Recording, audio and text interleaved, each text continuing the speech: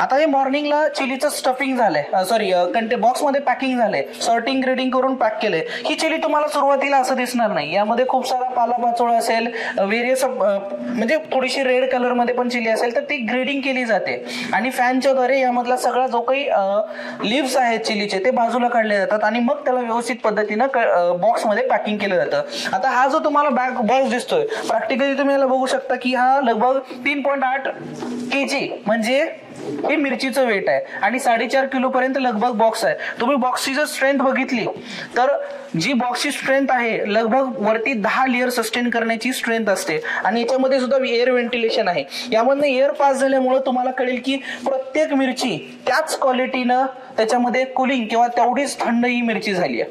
आता बघा, लक्षात घ्या की टेम्परेचर जर आपण म्हणलं तर मी ऑलरेडी तुम्हाला सांगितलं की 5 ते 7 डिग्री सेल्सिअस टेम्परेचरमध्ये ही चिली मेंटेन केली जाते, जेणेकरून याची शेल्फ लाईफ व्यवस्थित पद्धतीनं एक्सप्लोर केली जाते.